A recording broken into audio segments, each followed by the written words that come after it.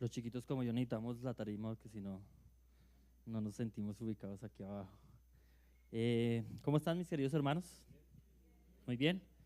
Hace 8 días estuve predicando en la iglesia de Suba. Les mandan muchos saludos y bendiciones a nuestra congregación.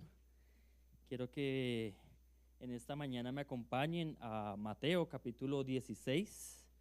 Vamos a hacer nuestro estudio de esta mañana en varios pasajes realmente, pero nos vamos a concentrar en Mateo, gran parte de ello. Mateo 16. Y quiero hablar sobre las advertencias. Y respecto a las advertencias me gustaría hacer esta pregunta: ¿cuáles son los riesgos de ignorar las advertencias? O la importancia de estar preparados al experimentarlas. Y han venido diferentes situaciones a mi vida y a mi mente que me permitieron en esta mañana querer compartir este mensaje intentando ser lo más claro, lo más sensato, lo más humano posible. Y me puse a la tarea de indagar un poco en las escrituras qué ejemplo de advertencias me pueden servir, porque hay un sinfín, o sea, aquí usted puede sacar, aquí hay tela para cortar, pero quiero concentrarme en un ejemplo que creo que nos puede ayudar un poco a orientar la intención de la enseñanza de esta mañana. Jesús anuncia su muerte. Yo tomo esto como una advertencia, ¿no? Jesús comienza a decirles una y otra vez a sus discípulos que van a parar a la cruz, que lo van a arrestar, que es necesario que padezca, que son los líderes religiosos los que van a iniciar esa situación, y que no solamente va a ir a la cruz, sino que va a morir, pero que resucitará al tercer día. Entonces quiero que vayamos capítulo 16, dijimos, ¿cierto? En sus versículos, aquí aparece igual para que lo vean, no está el pasaje, está la cita para que la busque. Mateo 16, 21, por ejemplo. Yo voy a leer desde la versión Reina Valera. Yo sé que la gran mayoría posiblemente tenga nueva versión internacional, y los que toman Biblias allá tienen obviamente nueva versión internacional. Dice allá: desde entonces comenzó Jesús a declarar a sus discípulos que le era necesario ir a Jerusalén y padecer mucho de los ancianos, de los principales sacerdotes, de los escribas, y ser muerto y resucitar al tercer día. Arranca diciendo desde entonces comenzó, y es porque antes de esto Pedro hace una confesión reconociendo quién era Jesús, que era el Mesías, el Hijo del Dios viviente. Y a partir de ahí Jesús comienza a tener un mensaje continuo y recurrente a medida que pasaba el tiempo y se acercaba la fecha.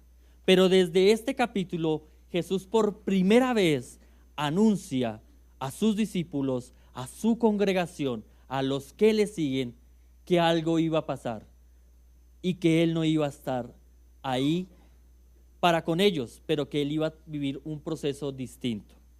Quiero compartir otro pasaje y está en Mateo 17, pasamos ahí, no sé, posiblemente una hoja o en la siguiente página, 17 versículo 22 en adelante, dice: estando ellos en Galilea, Jesús les dijo: el Hijo del Hombre será entregado en manos de los hombres y le matarán, mas al tercer día resucitará. Y ellos se entristecieron en gran manera. Advertencia que volvía otra vez a oídos de los discípulos y que generaba cierta incomodidad, ciertas especulaciones, incertidumbre, preocupación, tristeza, ansiedad, afán. Mensajes que Dios está poniendo alrededor de nuestra vida, advirtiendo un cambio de escenario, un cambio de confort, un cambio de situación, algo a lo cual te debes preparar, porque va a suceder, porque es necesario, y así será. Quiero compartir otro texto, Mateo 20, posiblemente ahí sí le toca pasar 2 hojitas o una hoja más. Versículos 17 y 19. Dice: subiendo Jesús a Jerusalén, tomó a sus 12 discípulos aparte en el camino y les dijo: He aquí, subimos a Jerusalén, y el Hijo del Hombre será entregado a los principales sacerdotes y a los escribas, y le condenarán a muerte, y le entregarán a los gentiles para que le encarnezcan, le azoten y le crucifiquen, mas al tercer día crucificarán. Yo intento ponerme en los pies del Señor Jesús, ¿no? Tener toda esa información, conocer. Yo creo que, gracias a Dios, nosotros no hacíamos parte de eso, sino Dios tenía la capacidad de conocer y de vivir en carne propia lo que habría de venir dentro de su humanidad. Pero más allá de eso, concentrémonos en aquellos que son más semejantes a nosotros, desde el punto de vista de no entender lo que ha de venir, simplemente escuchar. Aquellos que somos dependientes de nuestro Dios para tener una guía respecto al qué hacer, para dónde coger, qué decidir, por dónde, por arriba, por abajo, a la izquierda, a la derecha, si hay opciones, y si no hay opciones, ¿hacia dónde? ¿Cómo le hago? Un montón de interrogantes que preocupaban a los discípulos y que Jesús se encargaba de recordarles a cada momento, en cada circunstancia. Advertencias que estaba poniendo en sus oídos y en su corazón y obviamente en su mente. Tengo otro pasaje más adelante, 6 capítulos más adelante, en capítulo 26. Obviamente en otros evangelios encontraremos los mismos textos como pasajes paralelos, obviamente, pero me concentré solo en Mateo. Mateo 26, en su versículo 31, dice: Entonces Jesús les dijo: Todos vosotros os escandalizaréis de mí esta noche, porque escrito está: heriré al pastor y las ovejas del rebaño serán dispersadas. ¡Wow! O sea, ya les está acercando un poco más el escenario. Lo que me va a pasar a mí de la muerte y la persecución y la aprehensión también va a tener un efecto colateral en ustedes, y apenas hieran al pastor, las ovejas tendrán la tendencia a querer dispersarse. Creo que este es mi último pasaje y quiero ver que analicemos como iglesia 3 escenarios, y hasta un cuarto tengo ahí en el tintero, pero tengo 3 escenarios que quiero que miremos como las reacciones de este grupo de personas que estaban escuchando estas advertencias. Mi primer personaje es Judas. Judas hacía parte de los 12, él desde el capítulo 16 está escuchando las advertencias. Quiero que me acompañen a Mateo 26, estamos ahí casi, ¿cierto? 14 al 16, por ejemplo. Dice: Entonces uno de los 12, que se llamaba ¿cómo? Judas Iscariote, fue a los principales sacerdotes y les dijo: ¿Qué me queréis dar? Y yo os lo entregaré. Y ellos le asignaron 30 piezas de plata, y desde entonces buscaba la oportunidad para entregarle. ¿Alguien vio la oportunidad? El negocio, una situación que podría ser favorable para él. Escuchó la advertencia, vio la disposición, capacidades, se movió de cierta forma. Esa fue su reacción ante una realidad. Tengo otro pasaje de Judas, está más abajito en el 47:50, por ejemplo. Dice: mientras todavía hablaba, vino Judas, uno de los 12, y con él mucha gente con espadas, con palos, de parte de los principales sacerdotes y de los ancianos del pueblo. Y el que le entregaba les había dado una señal diciendo: al que yo besare, ese es, aprendedle. Y enseguida se acercó a Jesús y dijo: salve, maestro. ¿Y qué? Y le besó. Y Jesús le dijo: Jesús es un campeón, ¿no? Amigo, ¿a qué vienes? Entonces se acercaron y le echaron mano a Jesús y le prendieron. Esas fueron las reacciones que encuentro. Posiblemente exista otro pasaje que aporte algo más, pero de las que yo quise seleccionar respecto a una reacción que se tuvo ante una advertencia conocida de antemano, de un hecho que iba a suceder, porque escrito estaba. yo encuentro a Judas que fue oportunista. Se valió de una situación para sacar un provecho. ¿Cuánto fue? ¿30 piezas de plata? Desde ahí, desde que pactó el negocio, dice que no perdía oportunidad para ver en qué momento le entregaba. El hombre se puso a trabajar duro y parejo, porque es que el negocio ya estaba pactado. También encuentro en Judas que traiciona. En el relato que acabamos de ver, vemos claramente que él ya había coordinado cómo iba a ser la diligencia, ¿no? Ya no se dice vuelta, sino diligencia. ¿Cómo iba a ser la vuelta? Entonces les dijo, bueno, ¿cómo vamos a entrar allá? Entonces yo entro primero, al que yo bese, esa es la señal. ¿Sí? Entonces entran los tácticos y rompen puertas y agarran a Jesús. Jesús ya sabía todo esto, ¿no? De hecho, Jesús horas atrás le había dicho en otro pasaje, o bueno, capítulos más atrás y en otros textos de los evangelios, fue el que le dio la salida, fue el que le dijo, bueno muchacho, lo que vaya a hacer, hágalo pronto, ¿no? Entonces le dijo, hágale, no, ya está en horario, hágale, libre. No se comportó muy humano, ¿no? ¿Cómo nos comportaríamos nosotros al saber que hay alguien que nos la va a hacer? ¿Usted le abre la puerta? Usted ni lo invita a la cena. Bueno, no sé cuál va a ser su reacción, pero pensando en nuestra humanidad muy posiblemente no tendríamos una reacción muy adecuada, pero Jesús nos da ejemplos, leíamos ahorita en 1 de Pedro, ¿no? Nos da ejemplo aún en eso y le dice, amigo, ¿qué tienes? ¿Qué me trajiste?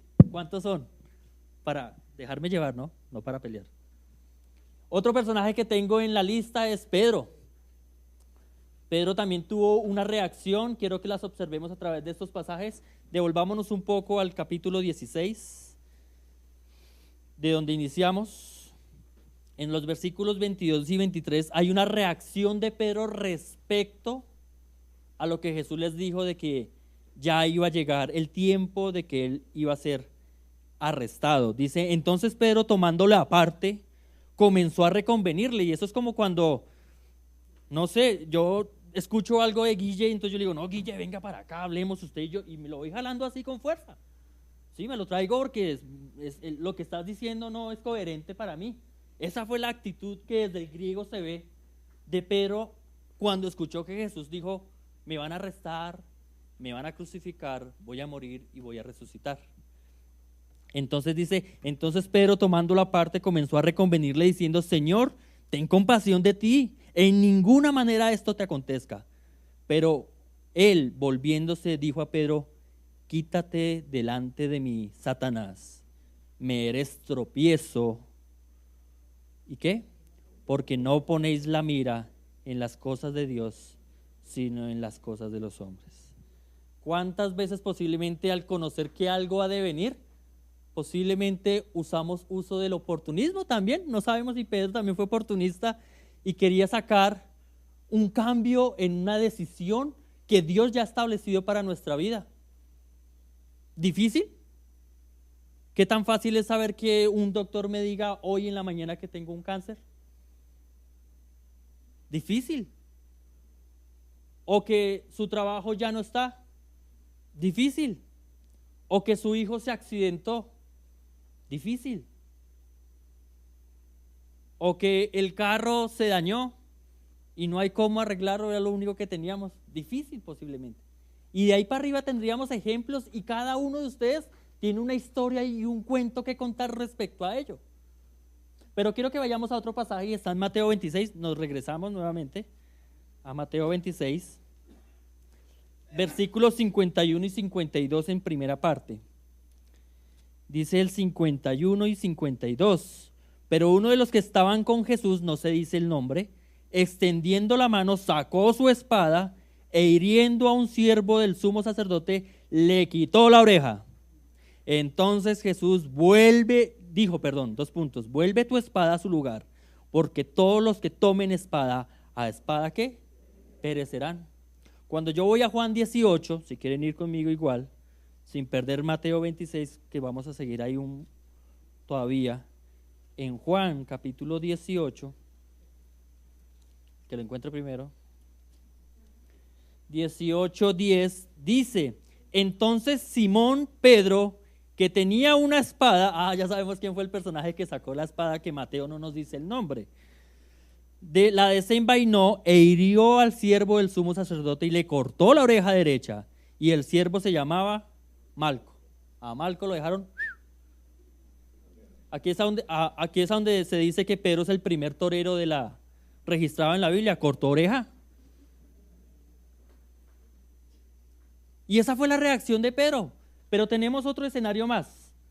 Mateo 26, ahora sí, otra vez regresamos a nuestro texto principal. Versículos 69 al 75, es un poco más extenso. Voy a leerlo y dice: pero estaba sentado, hablábamos de Pedro, fuera del patio, y se le acercó una criada diciendo: tú también estabas con Jesús el Galileo, ¿no? Mas él negó delante de todos diciendo: no sé lo que dices. Saliendo él a la puerta, le vio otra y le dijo a los que estaban allí: también estaba con Jesús el Nazareno.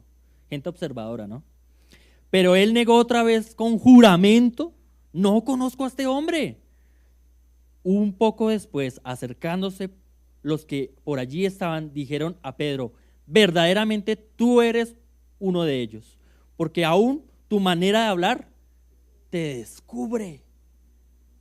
Entonces Pedro comenzó a hacer el antónimo, ¿no? Cambiar la manera de hablar. ¿Cómo hay que hacerle acá para que me crean? Entonces, ¿cómo comenzó? A maldecir y a jurar: no conozco al hombre. Y enseguida cantó el gallo. Entonces Pedro se acordó de las palabras de Jesús que le había dicho antes que cante el gallo, me negarás 3 veces, y saliendo fuera lloró amargamente. Aquí hay una advertencia más pequeña, ¿no? A Pedro le había dicho personalmente: su merced, pilas, porque el gallo va a cantar. ¿Cuál va a ser tu reacción? Y encuentro entonces a Pedro que en el primer pasaje creo que fue reactivo, escuchó el mensaje de Jesús y dijo: no, ¿cómo así? Venga, hagamos algo, no lo vamos a permitir. Sí, reviró de una, no permitió que Jesús terminara la frase cuando ya estaba ahí reaccionando.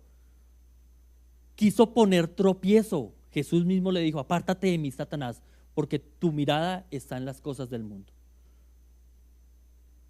A veces nuestras reacciones buscan poner tropiezo. ¿Qué tipo de reacción estoy teniendo yo? En el segundo pasaje vemos que se comportó algo agresivo y violento, ¿no? Ya se fue a los golpes, fue sacando la espada y a quien hay que atender, y fue atendiendo. Y en el tercer pasaje observamos que fue ofensivo y maldiciente. Comenzó a cambiar su vocabulario, comenzó a evolucionar sus reacciones. Pero ¿acaso Jesús no había advertido a sus discípulos que vendrían cosas difíciles? Tenemos este último personaje, el joven, se conoce así. Solo Marcos lo registra. En Marcos capítulo 14, si quieren ir conmigo ahí. Marcos capítulo 14, versículos 51 y 52. Dice así: pero cierto joven le seguía, cubierto el cuerpo con una sábana, y le preguntaron, mas él, dejando la sábana, huyó desnudo. Y le prendieron, mas él, dejando la sábana, huyó desnudo. Algunos piensan que es el mismo Marcos, autor del Evangelio, Juan Marcos, sobrino de Bernabé, personaje por el cual Pablo discutió con Bernabé, y después en Timoteo nos registra que para Pablo Juan Marcos era una persona útil para el Evangelio. Se cree que Jesús hizo la última cena en el aposento alto, y era casa de Juan Marcos. Él estuvo allí, estuvo en la cena, participó, vio a Judas salir.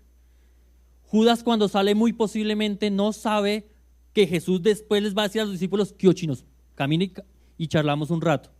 Porque él despacha a Judas, Judas va a hacer la vuelta a negociar y a terminar cómo va a ser el arresto, pero los discípulos salen, y ahí se puede complementar con capítulos 14, 15, 16 de Juan, donde Jesús se los lleva al Monte de los Olivos y hablan de la vid, y a Getsemaní y ora, y están en ese huerto compartiendo. Judas no sabía que iban a salir para allá. Entonces muy posiblemente Judas cuando llega al primer lugar es a la casa donde estuvieron la cena. Al no encontrarlo y al pillárselo Juan Marcos, pues sale que el chino en pijama con su sabanita, uy, ¿qué está pasando aquí? ¿Por qué tanta revuelta? Y muy posiblemente Juan Marcos se acercó al escenario donde iban estos hombres a aprender a Jesús. Y por eso al verle allí le quisieron coger y él dejó la sábana ahí, salió desnudo. Él no tuvo temor y el temor posiblemente lo llevó a perder la vergüenza respecto a su desnudez pública. No fue capaz de decir, no, pues me quedo con la sábana y agárreme, yo soy de Jesús. ¿Y qué? Uy, no, yo no soy de Jesús, ¿y qué me importa andar desnudo por vía pública? Que se queden con la sábana. Yo veré qué le digo a mi mamá. Y si vamos a Mateo 26, que no aparece ahí, le pedí el favor a Michael que me ayudara con la... Gracias. Ahí registra que los discípulos se esparcieron. Mateo 26, 50 y... Dice, entonces todos los discípulos dejándole, huyeron. Esas fueron las reacciones.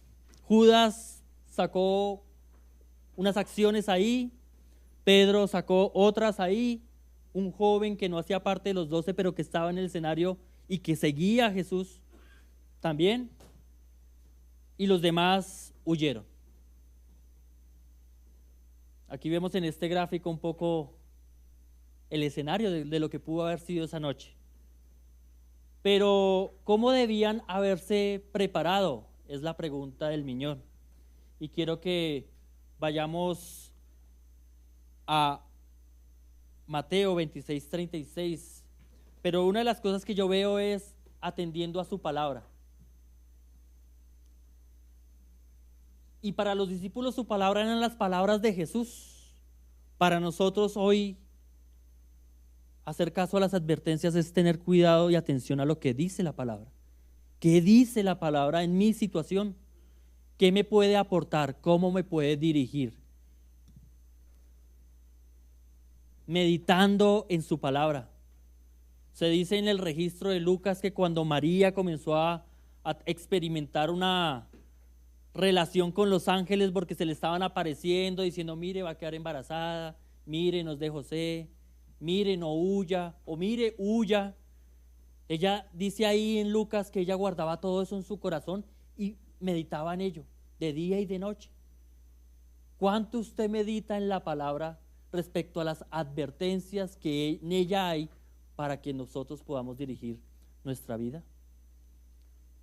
Velando, siendo observadores, mirando nuestro entorno, los comportamientos tanto míos como los de mi entorno, en mi trabajo, en la política, en la economía, en la sociedad, en la iglesia, en mis hijos, en mi comunidad, en mi universidad, observando, velando, pidiendo a Dios que seamos guiados para poder tomar las decisiones correctas. Yo no observo que esto se haya dado en los discípulos. ¿Usted lo observó? Antes bien, ejemplos nos han dado ellos de las reacciones más humanas y más claras de hombres que no supieron qué hacer ante una advertencia tan sencilla como me van a arrestar. Quiero que miremos, por ejemplo, versículo 36. Entonces llegó Jesús con ellos al lugar que se llamaba Getsemaní y les dijo a sus discípulos, sentados aquí, entre tanto, voy y oro. Tomando a Pedro y a los dos hijos de Zebedeo, comenzó a entristecerse y a angustiarse en gran manera. Entonces Jesús le dijo, mi alma está muy triste hasta la muerte, quedaos aquí y velad conmigo. Hay que velar, hay que estar pendientes de lo que está sucediendo en nuestras vidas, en nuestra congregación, en nuestras familias, en nuestras propias circunstancias. Yendo un poco adelante, se postró sobre el rostro llorando y diciendo: Padre mío, si es posible, pasa de mí esta copa, pero que no sea como yo quiero, sino como tú. Vino luego a sus discípulos y los halló, ¿qué? Durmiendo. ¿Cómo se estaban preparando de bien, no? O sea, están tomando muy en serio las advertencias del Señor. Yo estoy convencido que si ellos hubiesen aprovechado ese cuartico de hora que Jesús les estaba proveyendo, habiéndolos sacado de la cena, llevándolos al monte a orar, su comportamiento podría haber sido distinto, más guiado por lo que el Espíritu quiere, no entorpeciendo lo que tenía que suceder, porque las cosas van a venir. Aquí todos nos vamos a morir. Y aquí todos tenemos hambre, cuando tenemos hambre. Y a todos nos da sed. Y todos nos enfermamos. Y cuando el Señor disponga en nuestra vida lo que haya de venir, que estemos preparados y aprovechemos por lo menos, porque ya con antelación debemos estarnos preparando, pero por lo menos no dejar pasar el último cuartico de tiempo en que se nos permite buscar consuelo. Aún Jesús lo necesitó. Estaba angustiado, estaba preocupado. Él venía dando el discurso, pero sentía angustia. Sigo leyendo versículo 40, y entonces dice que los halló durmiendo y dijo a Pedro: así que no habéis podido velar conmigo ni una hora. Pucha, yo no sé, no tenía reloj posiblemente para mirar cuánto tiempo, pero como Dios sabía cuánto tiempo había pasado, y ni una hora. Velad y orad para que no entréis en ¿qué? Tentación. ¿Qué tentaciones? Pues las reacciones que vimos. Usted puede llegar a ser oportunista en una situación, o usted puede llegar a ser pendenciero y violento en una situación, o malediciente, o simplemente perder la vergüenza y hacer algo que después lo desacredite. Hay que orar y hay que velar para no entrar en tentación. Sigo leyendo. Otra vez fue y oró por segunda vez diciendo: Padre mío, si no puedes pasar de mí esta copa sin que yo la beba, hágase tu voluntad. Vino otra vez y los halló durmiendo. En la segunda vez, porque los ojos de ellos estaban cargados de sueño. Y dejándolos se fue de nuevo y oró por tercera vez, diciendo las mismas palabras. Entonces vino a sus discípulos y les dijo: dormid ya se agotaron las instancias, descansad, he aquí ha llegado la hora. Y eso es como cuando te dicen: listos, preparados, y a usted le da por rascarse o amarrarse los zapatos. Cuando le dicen ¡fuego! Y ¡bum!, pues usted perdió la oportunidad del avance respecto a otros que sí estaban preparados. Y si usted no calentó y se puso a chatear con la niña mientras todos estaban en calentamiento, muy posiblemente a unos cuantos metros le arrancó el calambre y dice: no, yo lo di todo en la arena, pero no, una vaina aquí me afectó y no pude competir como debía. Pero realmente son unas viles excusas de situaciones que Dios ya ha destinado y que nos ha venido diciendo a la luz de su palabra que nos preparemos, que estemos sobrios y que velemos. Mateo 26, 36 al 46 fue lo que acabamos de leer. Y quiero traer 3 escenarios que estuve meditando y que han venido a mi cabeza desde ya bastante tiempo y que quiero compartirles en esta mañana. Mi primer escenario es el desánimo. Mi segundo escenario es la maldad. Y mi tercer escenario es el comezón al oír, o el comezón de oír. Respecto al desánimo, pienso en varias cosas. Pienso en ustedes como congregación y en mí como persona parte de la congregación, cuando posiblemente por inasistencia o por inmadurez o por la razón que fuera, comenzamos a ver que la iglesia ya no viene esta persona, ya no volvió. Y para algunos les va y les viene. Otros se desaniman. Ver sillas vacías es algo que los frustra, les genera una aflicción, una preocupación, y viene el desánimo. Otros pueden estar preocupados por el local. Ya se nos dio la noticia, viene un cambio viene una situación, hay una advertencia. ¿Cuál va a ser la reacción de la iglesia? ¿Desanimarse?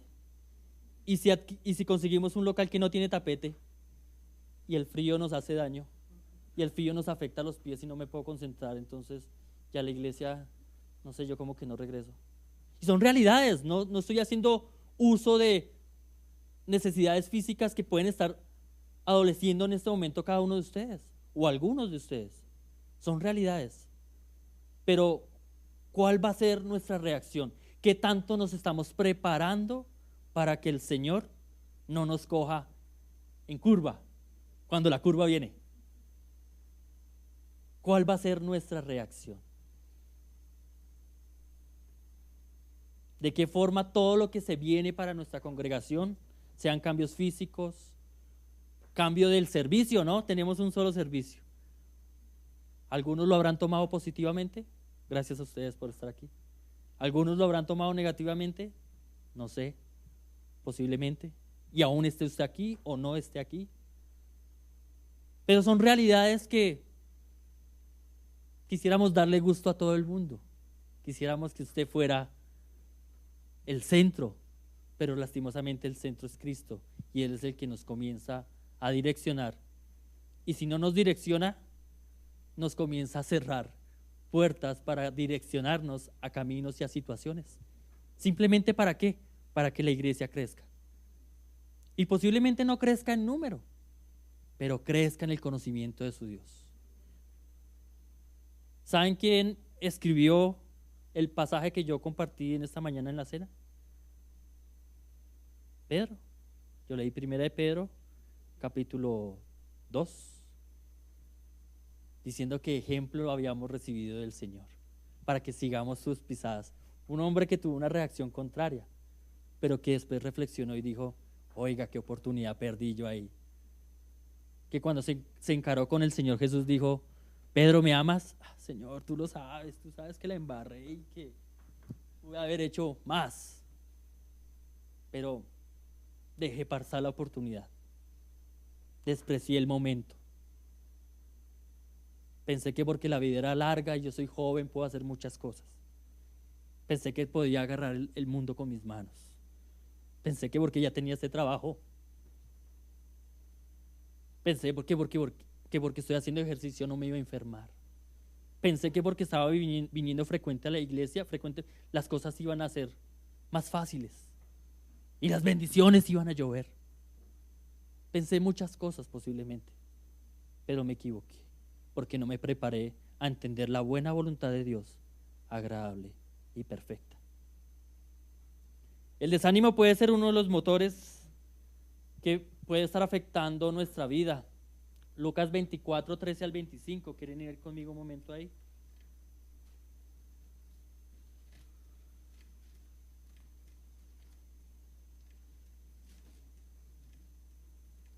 ¿Quién lo tiene y lo pueda leer?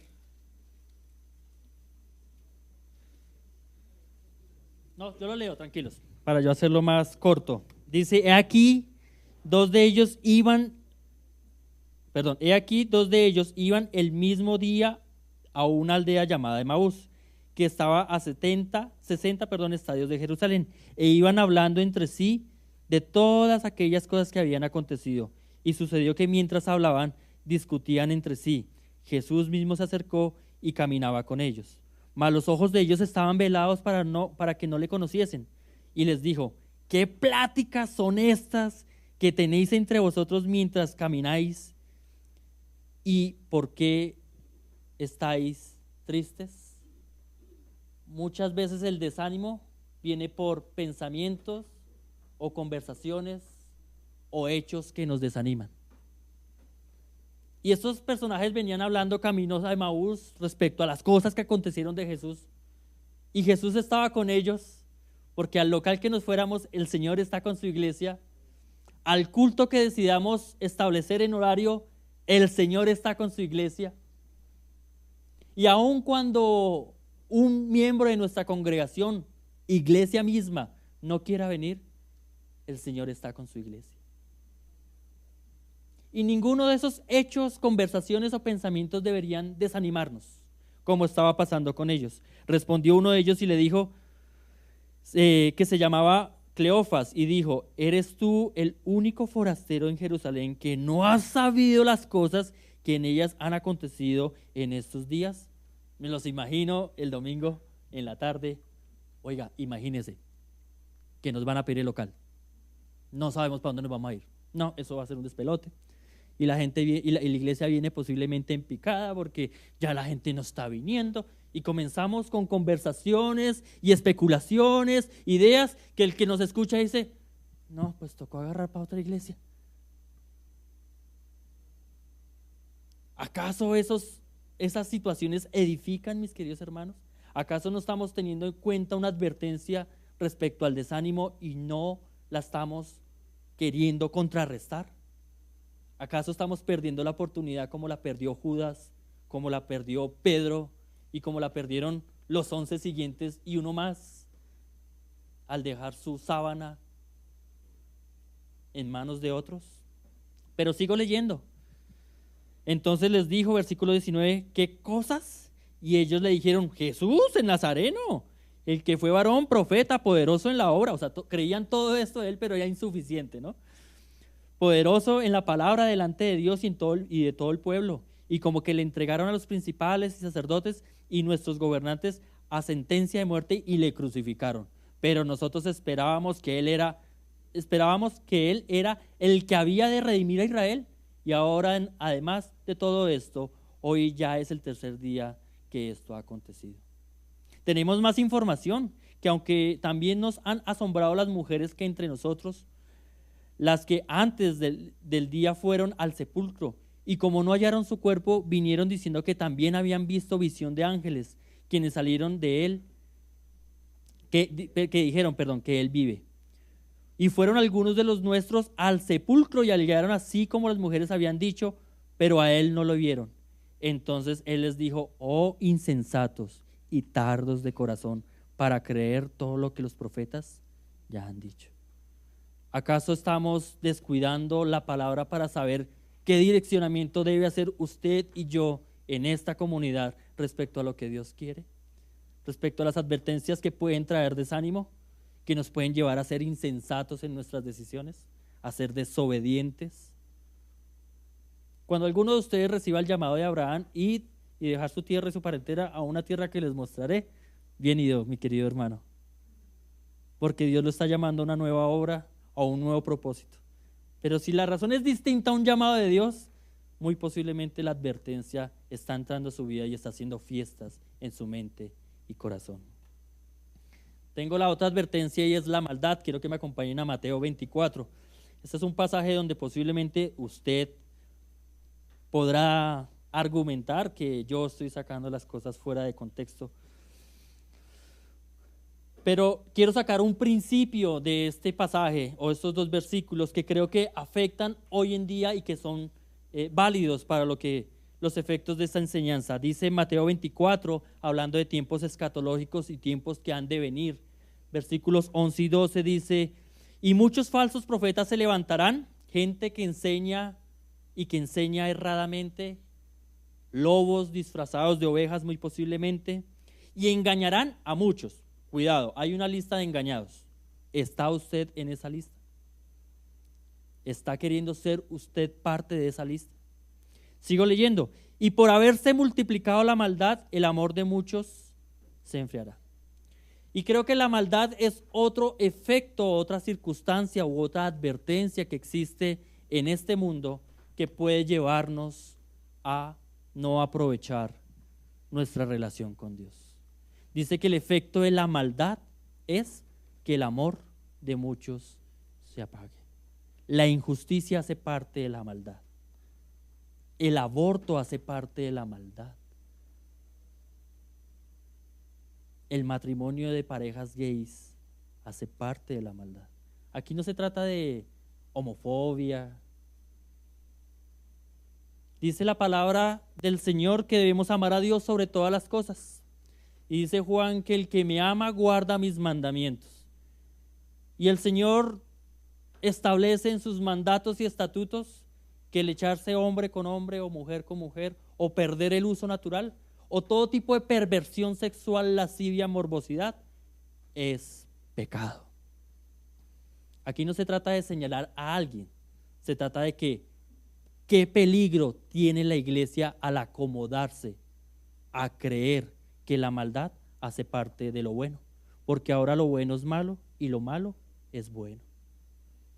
Que olviden las advertencias que existe desde la palabra de Dios y nos volvamos como posiblemente Lot. Aquí vino Andrés de Suba a predicar, ¿no?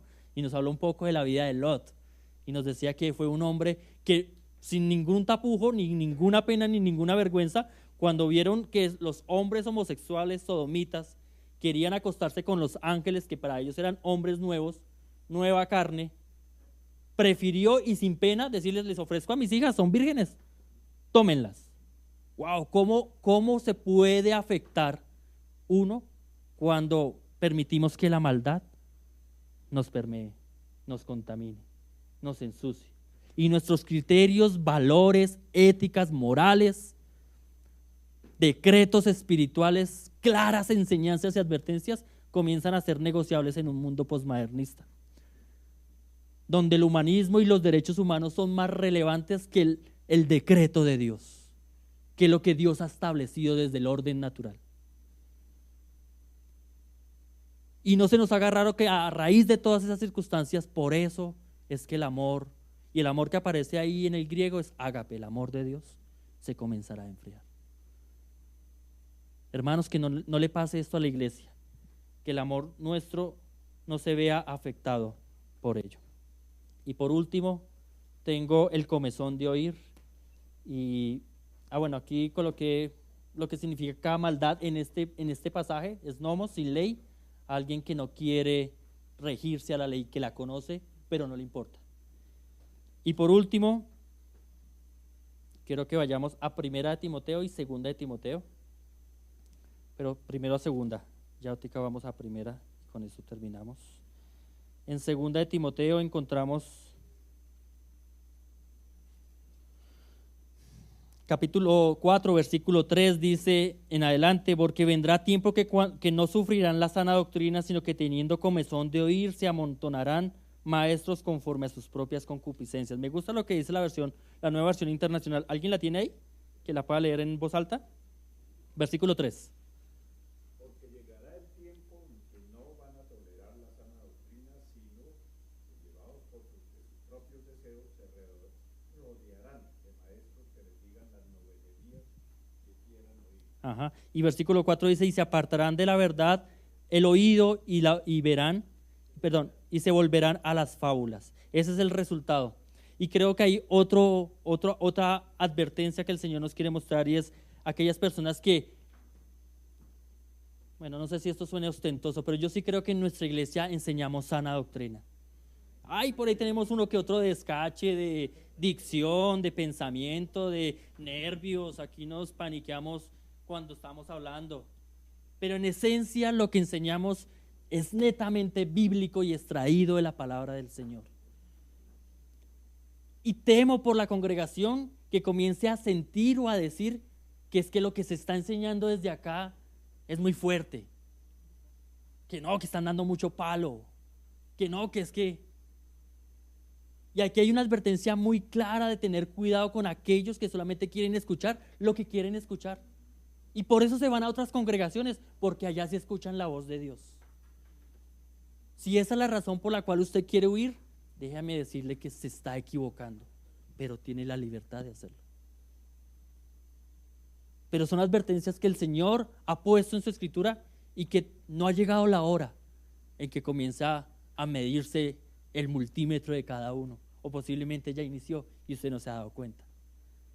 Pero el Señor nos quiere mover y nos quiere llevar, y hay que hacer ajustes a todas estas variables. Yo coloqué ahí, casi no se nota, pero posiblemente a este costado sí: llegará el tiempo en que las personas no aceptarán la enseñanza bíblica, desearán irse de la congregación porque el mensaje no les llega, porque simplemente hay otros que sí dicen lo que yo quiero oír. ¿Qué debo hacer respecto al desánimo? Tengo 2 Corintios 10:5, no lo busquen, dicen que derribando todo argumento y todo pensamiento y llevándolo cautivo a la obediencia de Cristo. ¿Hay algo en tu mente que te niega, que te limita, que no te deja crecer? Como lo tuvo posiblemente Pedro cuando dijo, no, venga, que va a hacer eso. O Judas cuando dijo, venga, yo puedo hacer un negocio acá. Lleve cautivo todo pensamiento a la obediencia a Cristo si eso es lo que lo está afectando y lo está desanimando. Hebreos 10:24 dice que debemos estimularnos al amor y a las buenas obras. ¿Y saben cuál es el resultado de ese mismo contexto? No dejando de congregarnos como algunos tienen por costumbre. No dejando de congregarnos. No se desanimen por eso. Se cumpla lo que tiene que cumplir, que el Señor se manifestará. Respecto a la maldad, quiero compartirle 1 de Pedro 5, 6 al 7, que dice, humillaos bajo la poderosa mano de Dios. Humillaos bajo la poderosa mano de Dios, y Él los exaltará cuando fuere tiempo. Sed sobrios y velad, porque vuestro adversario el diablo está buscando como león rugiente a quien devorar. Nuestra lucha no es contra carne ni sangre, sino contra la maldad misma. Y Santiago 4, 6 al 8 al 10 también habla de lo mismo. Resistir al diablo y él huirá de vosotros. Y al último, respecto al comezón de oír, tenemos segunda de Timoteo, que estábamos ahí, pero los versículos anteriores dice Pablo a Timoteo, te encarezco delante de Dios el Señor Jesucristo, que juzgará a los vivos y a los muertos en su manifestación y reino, que prediques la palabra, que instes a tiempo y fuera de tiempo, redarguye, reprende, exhorta con toda paciencia y doctrina. Y eso es lo que hacemos en nuestra iglesia. Y eso es lo que hacemos desde acá. Y eso es lo que intentamos hacer en cada momento que se nos presenta. Tengo también ahí versículo 5, más adelante, dice, pero tú sé sobrio en todo, soporta las aflicciones, haz la obra evangelista, cumple tu ministerio. ¿En dónde estás sirviendo? ¿Qué estás haciendo para contribuir al crecimiento de la obra? Pueden después leer, si quieren, 1 Timoteo 4, 6, habla técnicamente de lo mismo. Y gracias por el tiempo que me permiten, y si alguien quiere orar por nuestra congregación, por las advertencias que hay en nuestra sociedad, a través de nuestra iglesia y en nuestra vida misma, que el Señor nos dirija. El que quiera.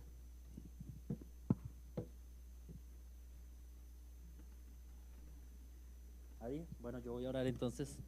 Nuestro buen Dios, agradecidos porque sabemos que tú quieres llevarnos a lugares de delicados pastos, Señor, y aun cuando pasemos por el valle de sombra de muerte, también sabemos que no debemos temer porque tú estarás con nosotros, Padre.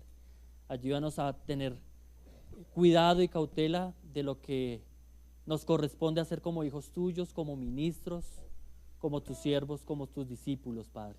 Ayúdanos a entender que cada día debemos tomar la cruz, negarnos a nosotros mismos y seguirte, Padre.